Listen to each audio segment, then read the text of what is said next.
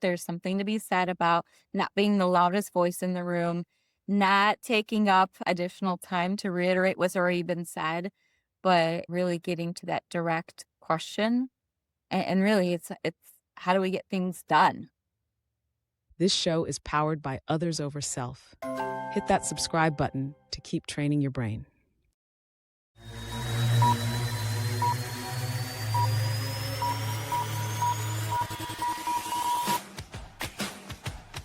From Others Over Self, it's hardcore and at ease, a show about people who are keeping their edge without going over the edge.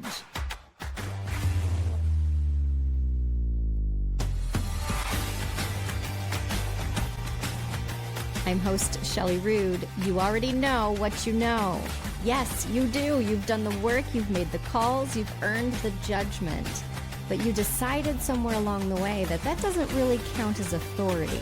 Here's what I've learned watching the biggest infrastructure projects in this state be built. The sharpest judgment belongs to whoever earned it, not whoever inherited the title. Today's guest has spent years proving that. This is Hardcore and at Ease.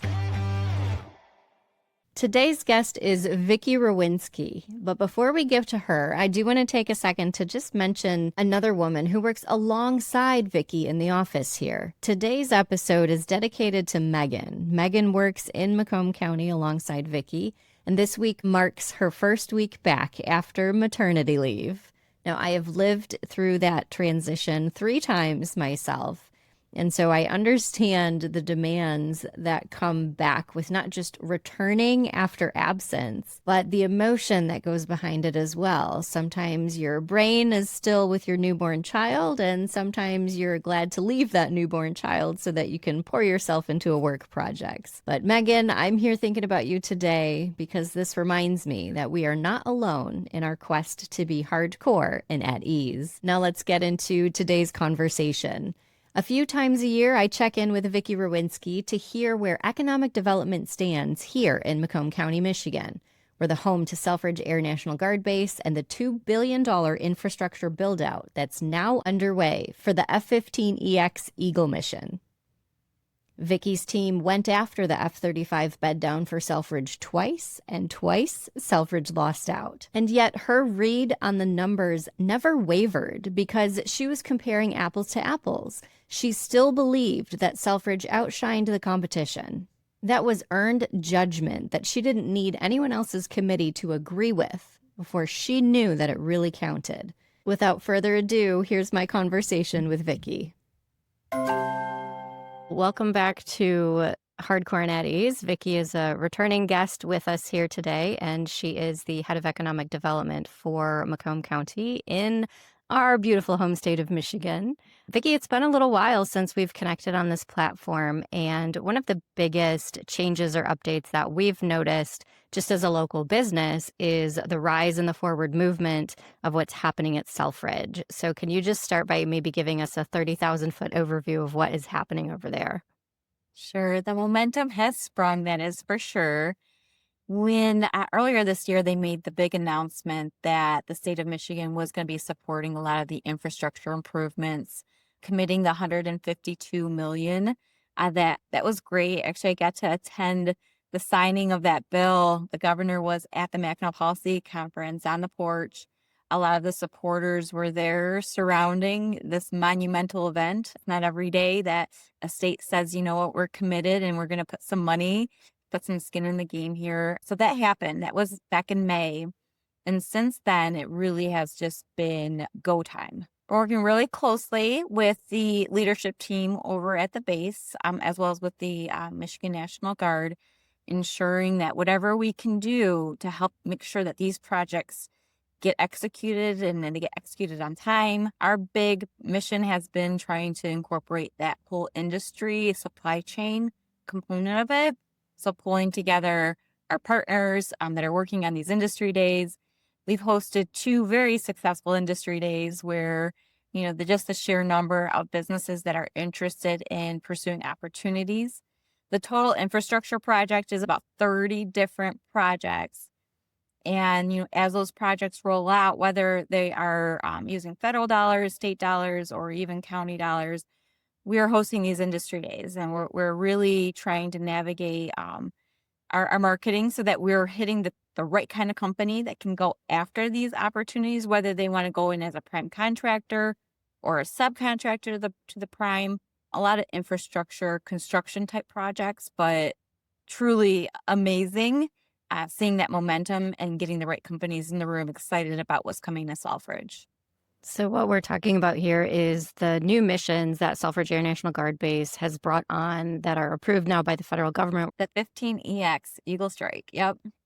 And with that comes all kinds of things, like the hangars are not big enough. The hangars actually need to be rebuilt and or expanded.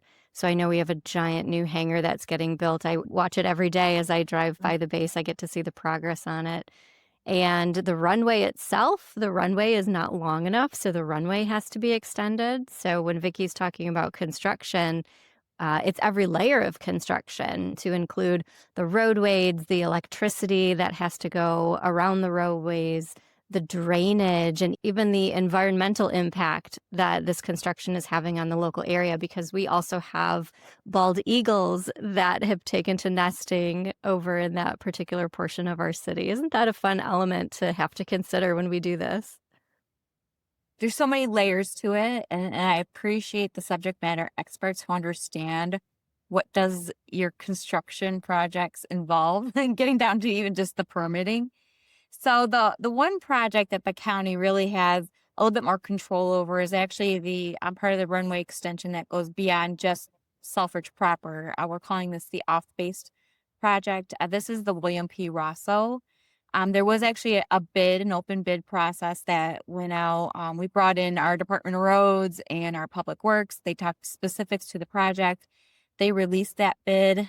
There was, several that had responded, and it was awarded actually to a local contractor. So Dan's Excavating and Shelby Township is the awardee for that particular project. That one gets bundled. So it is the William P. Rosso Extension Project as well as a drain project tied into one. Dan's Excavating being the prime on that one. We're now like wanting to have a conversation with Dan saying, all right, how are you guys doing with your subcontracting plan? Are you looking for any of those local guys that can help ensure that we keep this project on time and on budget? Because all of this is so very time sensitive. But, we're going to see some I was going to say the orange barrels come out soon. There is a lot of information. I know we actually had quite a bit of public inquiry. What does it mean for those that travel that west to eastbound on the William P. Rosso to get to Yeah. Jefferson? How does Yeah. that change their commute? All of that information we are posting on the website. So selfridgemissionnext.com is where they can find all that up-to-date information. And any news, articles, updates, any bid opportunities, such as this one, we do post to that website. It is great to consider that we're not talking about a plot of land that is new development. We're talking about an existing base that has been an integral part of this community for decades. It's called Selfridge. The Wright brothers were some of the initial founders of the area. And we have communities, we have neighborhoods. I live in one of the neighborhoods that's affected by this infrastructure change. And it is wonderful to hear that the county is taking all of that into consideration and making a formal way to keep us up to date so that we know when these closures happen. For those that are not familiar with the area, we have a lot of rivers. We have a lot of little inlets of water. We have some small bridges that you have to go across depending on which neighborhood you're in. And Right. all of that is affected by these, huge construction trucks that are heading down to the base because they're loaded up with asphalt and concrete and whatever else that needs to get poured in for these projects. And to that, Shelly, was interesting because when they were scoping out the design of the runway extension, the drain project actually cost more than the road project. And so that was aha, because we have to work around some of these, natural inlets and ensuring that road has the stable ground in order to maintain the weight of just traffic alone. Yeah, one thing that I learned at the first infrastructure day that the county hosted was the issue related to nesting birds and how you have to have a certain type of runway easement put down so that the natural nesting birds, like your Canadian geese, aren't attracted to being in that area because that is a flight risk. One of those birds pops up as a plane is headed off the runway, and that is a potential fatal issue. Yeah. Shelly, if you take me back a few years ago, prior to this big announcement, we pulled together a stakeholder group, which included a lot of our local municipalities, all those that surround the base. And we called it Selfridge Sustainability Study. And part of that was looking at mitigating risk. And one of the things that actually came up was bird migration. And so working with our community saying, you probably don't want to be planting certain type of trees that will attract bird migration due to these concerns. And, how do we get that information out there? It's a whole educational component on what can you and what's encouraged or discouraged as far as bird migration patterns. The first infrastructure day that was hosted was a catch-all to make sure that the community felt comfortable and aware of the major projects that are heading into our area. And then the second infrastructure day, the funnel was tightened and we were only looking at those interested in the road projects. Talk to me a little bit through the eyes of economic development.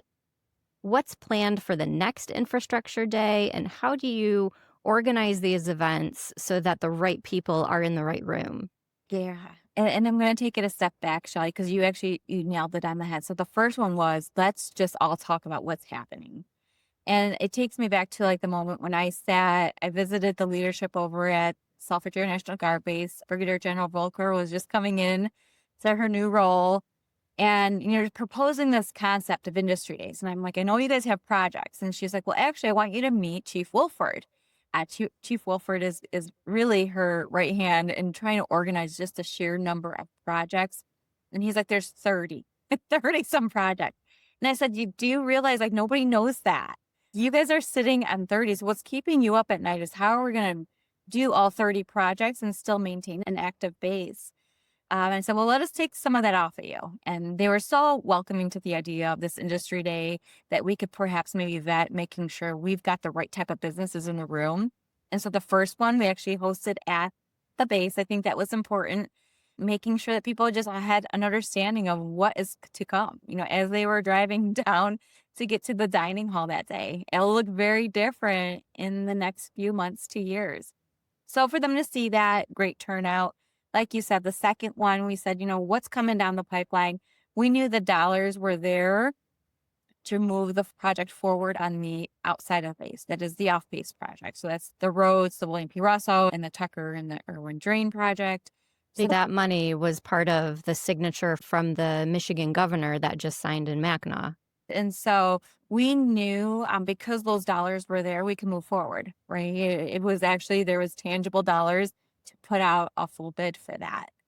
What we're waiting on right now is, and it's sitting in the House at the federal legislature for the additional funds to come through, right? So part of the bargain was the state come up with their $152 million. Right now, that number at the state, I think, is sitting a little under $500 million, maybe $452 million is what I heard. It's sitting in the state, in the House. It does now need to go to the Senate, and then we'll go to the president for signature. That is when we're going to start seeing some of those projects actually on the base come to fruition, especially dollars that haven't been appropriated would come through it under this bill. So that's a TBD. And then out there, we are having the conversations with our dear friends at Boeing, saying, we know you've got to build these aircraft. There are other actually platforms that Boeing works on that our supply chain is very familiar with as a supplier, either at a tier 2 or tier 3 level. We want to ensure that Boeing knows this, that we've got the right defense supply chain manufacturers here that are AS9100 certified. They're ready to take on this work. So continuing that dialogue, that's one actually that gets me excited because we want to see more Boeing here in Macomb County in the state. And then from that perspective of the roads project, looking at some of those smaller subcontract opportunities. So we're not leaving any stone unturned. The ultimate goal, if there's $1 billion worth of infrastructure projects coming to Michigan and coming to Macomb County and coming to Selfridge, We want to keep those dollars local, We keep do. the construction local. When you talk about economic impact and that spinoff, whether it's direct or indirect, we want to do our part to make sure that we've got our businesses attuned to it and that we're all working to build this all together. You know, Vicky, I had an opportunity to connect with Brigadier General Kramer, who is with the Air National Guard at the highest level in the state of Michigan. And he mentioned that no matter where you go, no matter how high up you go, there will always be naysayers. There will always be people telling you that you can't do something or you can't move forward. Where and how have you seen that as it relates to just the Selfridge mission? Several times. So I want to call them defeats because I think we learned every single time, when we were pursuing the F-35s. And we didn't get it the first round. It went elsewhere. I hate to say maybe perhaps those decisions were made at a very different level, maybe a more political level than we would have liked. The second time we went after F-35 beddown, this was under a foreign military sales project. We didn't get selected again. And this time I'm like, it doesn't make sense because comparing apples to apples, we outshine. So that was a little heartbreaking. When we heard the announcements on the A-10s that they were going to be decommissioned, it really left a void that perhaps maybe there will not be a fighting mission at Selfridge for these fighters, and grave concern. We knew we were getting the refuelers, but without a fighter mission, really then that puts into question the future of Selfridge. And so, seeing these obstacles, right? There were challenges, and some of them were staring us in the face saying, maybe perhaps we are going to be facing BRAC. And BRAC is pretty serious because once you look at what Selfridge brings to support the rest of the assets in the state, it would be a domino effect. And we're talking about base realignment and closure is BRAC. Yeah. And I've lived through I don't that say with that word. when I was down at Fort Benning in Mhm. Georgia, there was always the threat of BRAC happening. It can kill a community. It has significant impact economically and also from a national defense position. We're talking about the A-10s being out of commission here as fighters, right? Those pilots, they're either retired or they have to learn how to fly an entirely different aircraft. And one piece of how it affects that one person in that one position, when we're thinking of projects like what's happening right now, it's almost overwhelming, Vicky. And I would be remiss to not share with you how amazing it is that you can keep your head at the 30,000-foot level and be able to track so many of these individual components and how they matter to the mission. How are you able to do that? Surround myself with really good people, Shelly. The economic development practice, we've got to be really good practitioners, but sometimes we have got to be the generalists, but know exactly who we need to bring to the table to see these things through. I think it's how do you build out your team where you have visionaries that can see that 30-foot view of what this needs to look like, but then you've got your doers that get aligned with that mission. And I think this alignment with the state, with Selfridge, with Macomb County, this is the best it's ever been. And usually, like, when you have moments like this, you look back and you're like, oh, those were the best days. I will tell you, we are living in the best days right now. Gosh, that feels really good to hear that. Yeah. How about the importance of asking questions? I feel like you're such a powerhouse in every meeting that you're in because Vicky Rowinski knows how to ask the right questions. You look back at like who your mentors are, who do you emulate as far as leadership? And there actually was our previous economic development director, Jim Ahi, and he would sit in meetings and he'd be very quiet. Sometimes he'd bite his tongue. And at the very end, he would ask the most profound, direct questions that we circled around. And I said, you know what? There's something to be said about not being the loudest voice in the room, not taking up additional time to reiterate what's already been said, but really getting to that direct question. And really, it's how do we get things done? It is. And being a champion of resilience. As Mhm. you mentioned, we've been told no over and over and over again on this particular project. And the mission has changed, right? On one hand, Selfridge Mission Next has always been and will always be Selfridge Mission Next. And on the other hand, when you get into the minutia of what that mission is, that's where we see all the creativity and the problem solving.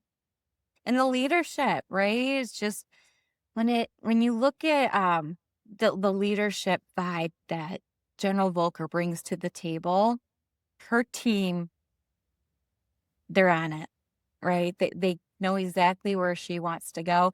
She's got a history with the base. I mean, perhaps she's got that itch to be like, oh, if we could just do things differently. Well, now under her leadership, we can. The conversations that we're exploring with Selfridge is beyond just the fighter mission. It's looking at some of the land use adjacent on proper, and how do we transform the space beyond just a flying mission. And there's an interest there from an economic development perspective. There are businesses that want to look at that public-private partnership model, saying, you know what, being closer, being on base actually makes business sense for us. We're doing work with the Department of War. We're NATO friendly. It's just, how do we create that on-ramp for these businesses to get access to that? We do. And you mentioned the scope of leadership and being able to surround yourself with good people. The current leadership is exceedingly important because they're the button pushers. The past leadership is also important. And I'm seeing that when we have these infrastructure days and these opportunities to gather and talk about what this project looks like, or the 30 projects, what they look like, it's not just General Volker, who's the current command. Now we're actually seeing Ralph Mahman, who was 2 generals ago. And then we're seeing Odie Slocum, who was also before as garrison command. And it's so wonderful to know that these are people that aren't just here making a change or doing good in the world and then leaving. It almost feels like the Bermuda Triangle of Macomb. Once you come here, you kind of don't leave because it is such a great community. And that's what I love about, our entire ecosystem. I've been attending the base community council luncheons, and it's so great to see some of those familiar faces around the room that you mentioned, where there's a legacy, there's a history. I don't think that passion goes away. And I see this actually in a lot of my circles, especially those that have served in the military, where they have taken an oath, but that oath doesn't end when they retire. That oath continues beyond that. And they find perhaps the uniform that they wear is different, or now they're wearing civilian clothes, but the passion for what they do, and ultimately it is protecting our freedoms and protecting the warfighter. That mission is so embedded in who they are and their core values, it doesn't go away. You're right. And what I see is that passion is making its way into the business owners that maybe didn't serve or did not have the opportunity to wear the military uniform. They're able to pick up that flag of patriotism and national defense pride and carry that forward through the work that they're doing, whether it be through manufacturing or the road building. It's amazing to see that happen.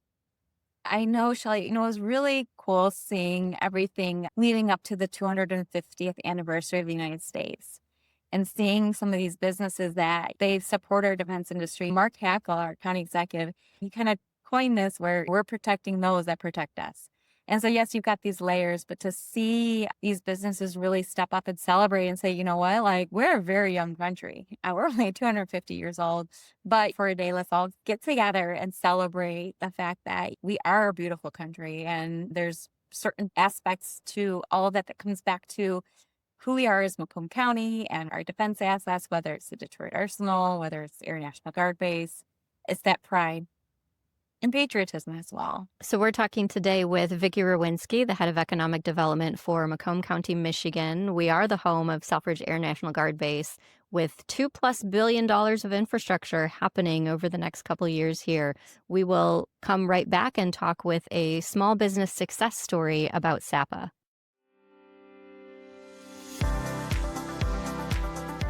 Are you a woman who has kept everyone else standing while your own foundation cracked? Perhaps in your life as a veteran, you know what it's like to be the one in the room who carries the weight that nobody else sees. You're built for that, and you deserve a community where you embrace who you are when you're not performing for others. Mission Wildflower is a newsletter built by and for women with military experience. Twice a week, bring a little joy and understanding into your life. Take part in real conversations about the situations you're navigating, the choices that don't have good answers, the permission to build a life that's truly yours and not just what the terrain around you demands. We publish twice a week. Go to shellyrood.substack.com and subscribe. Mission Wildflower is powered by Others Over Self. You're listening to Hardcore and at Ease with certified business and life coach Shelly Rood. Now, back to the show.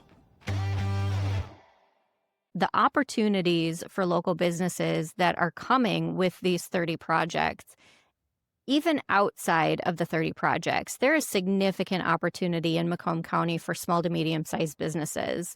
We are sharing an incredible success story with one of our companies. Vicky, why don't you tell us a little bit more about what SAPA's been up to? Sure. And I love this story. It becomes one of our premier case studies of how do you work with a company for over a decade and get to see the results that we poured into this one. So just a little history with SAPA. I know we've mentioned them in the past, and I think you've done some interviewing there as well. Spanish-based company, goes back to the 15th century, working on some major Army platforms programs. When SAPA was initially looking at their U.S. conglomerate, they weren't thinking Michigan. They were looking at a state in some of the warmer states. So fortunately, we kind of interjected and were able to provide SAPA space here in Macomb County under our international landing zone where they could utilize that space for 6 months. They'd have the U.S. address and we would tie them to resources. So it was very turnkey. They needed to actually build out that U.S. entity, which was a very heavy lift. You know, fast forward from that 6-month initial trial to 6 years, it really was a great opportunity for us to understand and get to know this company. They had to go through the government procurement cycle, which doesn't sometimes work at the same pace as other industries. But we knew this was coming down the pipeline, that once they had that Army contract in hand for this next generation transmission, they were going to need a space, they were going to need workforce, that supply chain piece. So we were ready to go. They built their first building in Shelby Township. That was about 110,000 square foot facility. Worked closely with our partners at Macomb Community College, Michigan Works, State of Michigan, all hands on deck, really supporting that initial growth. And when you are a business with SAPA, who has like the history, however, they don't have the history in the United States, there's a lot of growing pains with that. But they were able to overcome them. But here we are today sitting on a second expansion for SAPA. And so now they're taking that 110,000 square foot facility and they're going to build a new one, right around 202,000 square feet, looking at hiring 350 employees. This is a pretty significant win when we talk about going from a business attraction. It's always harder to attract a new business to your community than it is to retain them. So we started off with an attraction project, and then for the past couple of years, it's all been about retention. Providing an inroad for this business that needs to focus on their deliverables, not necessarily the red tape that goes into pulling permits and, you know, finding us a piece of land that works, or building a building, finding that workforce. So we become that arm to these businesses. And I think that's where, you know, we find our sweet spot in economic development is where we provide that concierge service. And so it's so hard to say like, oh, these are the 5 things we do as an economic development organization. But in reality, it's here's our Rolodex. And this is how we'll get things done, even if it is the nudging of let's ensure that these that the site plans are being reviewed, that there's no inconsistencies to what was being promised and our deadlines. Looking at from the workforce piece that we can align job fairs and work with our partners, bring in students from various colleges to see the opportunities that are going to be coming down the pipeline with SAPA, but building it now and all throughout. And I love it. I love that we can be the middleman between everything else they've got to do, and just ensuring that they've got the infrastructure in place to continue to grow. Now, SAPA is such an incredible success story because, as you mentioned, they were overseas. They still are. And when we think about them coming local into the United States, it's important that our listener understands that they're assembling the transmissions for the Army's XM30 program, General Dynamics Next Generation Tank. I mean, those are the transmissions that they're working on. And we had the opportunity to interview Army Major General Darren Werner, and he joined as the president of the United States SAPA division back in March of 2024. The company then just had 13 employees and they had one building. And getting them into the United States, he came on board and he told us specifically so that he could grow the company so that they could handle and test transmissions here in the United States. I mean, that really is a testament to the American dream and what somebody can do once they're committed to national defense. Absolutely. History is being made. And this is a transmission, right? At the end of the day, it's something that goes into a much larger system. However, the trajectory, looking at future warfare and, the future focus mission of our Department of Army, this is the transmission of the future. It is. They It's our focus self-funded really investments that help it to get there. and very innovative. Like they've got a technology that they've patented that really works for. I think it checks a lot of the boxes for our Department of Army, ensuring that with this XM30 platform, that you're looking at a next gen fighter, that it is integral, that whatever goes into that, whatever goes into these systems, that we've got the right type of company, right type of technology in play that really continue to put the United States on the map as being a superpower in our defense strategy. And the right leadership as well. Direct from Army Major General Werner, he said by 2030, the Army wanted advanced powertrain solutions for the platforms. And SAPA stepped in to help close that gap. It was something they recognized that they didn't have. Ironically, we get in front of the MEDC, they've got their Michigan Strategic Fund. So any project where the state's going to support, it does get through a panel where they look at every aspect of this project saying, but for if we provide this incentive, could they potentially just move and choose a different state? And there's a really strong but for that. Absolutely other states want what SAPA has. They want that technology. They want that workforce. And we've got to incentivize it. So, sitting in front of this Michigan Strategic Fund Board and hearing the scope of the project and those that are in support of it, including Macomb County, was great. It did get voted unanimously, so it got approved as a $5 million called business development program. What that provides to this business is real cost to offset the construction of their facility. They're looking at having to put in a substation. The piece of land that they have selected in Shelby Township, which is strategic for them, has issues, some issues on that site. It's not necessarily the cleanest greenfield out there. So for them to take, a piece of property, a parcel that requires a little bit more due diligence to ensure that that site get cleaned up properly, but you're going to build a state-of-the-art facility. It's going to employ, 350 plus. It's a big deal. It's a big deal. Having that BDP in place is also critical. But I bring this up, Shelly, because, we sit through the MSF, it gets approved. We do the high five. Later that day, we're down to business again. It is, let's make sure we've dotted all our I's, crossed our T's, making sure that site plan is ready to go. There's a timing with construction, full project management piece of it. And this is where I appreciate the engineers who understand and can speak this language and know the process, sureties that what they're going to build is going to be maintained in there to last for a very long time. You said it, maintained, because for Macomb County, this expansion means more jobs. It means more innovation. It means a front row seat in the next generation of military mobility. SAPA has active collaborations with industry giants like Caterpillar, Rolls-Royce, Cummins, to be able to bring and say that those companies and organizations are working with us locally here is unmatched as far as I'm concerned in any other defense industry out there. It's the beauty of who they are, and that's part of our defense targeted industry attraction campaign is ensuring that we're attracting like-minded businesses that are looking at that growth. It's a success for us. We celebrate, but at the end of the day, we're still rolling up our sleeves, just getting it done.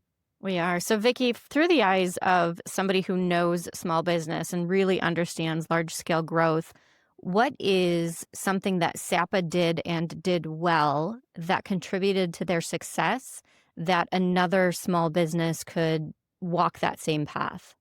Sure. And I think it is that connectivity to the community. SAPA has always been always one phone call away. Anytime that they ran into any challenge, they knew exactly how to get a hold of us. They worked really closely with the community that they reside in, Shelby Township. Great working rapport, great working relationship with that local community. Also, great relationship with the state of Michigan, ensuring, that they're keeping in line with the promises of their growth, that they were going to hire so many. And even at times when they hit stumbling blocks, I'm going to go back to COVID. I know we bring this up quite a bit, but nobody was hiring during that time. So there were some delays. Being transparent, having those conversations, and then, always just being a phone call away. And that's our economic update from Vicky Rowinski, head of economic development for Macomb County. She still believes Selfridge outshined the competition on that F-35 bid, no matter what the committee decided. That's earned judgment, refusing to bend just because the vote went the other way. Here's the reframe. A no from the highest authority in the room doesn't erase what you know. Your read on a situation doesn't require their agreement to stay true. Uphold the track record you already built instead of waiting for someone else to bless it. This week, I want you to name one decision that you're sitting on. Maybe you're waiting to move because you feel like you need someone else's permission. You might not actually need their authority. You just kind of want their permission. Figure out what that is for you right now and then act on what you already know about it. The same way that Vicky already knew what those transmissions could do before any committee voted. The beauty is that when you learn this reflex, when you learn to trust your own authority, waiting stops running the show. You start standing by the judgment that's already yours. Whatever that decision is for you this week, I want to encourage you to go ahead and act on it. Take that step before we talk again. I'm Shelly Rood. Thank you so very much for spending this time with me. I know that you made it to the end of the episode. Not everybody does, so good for you.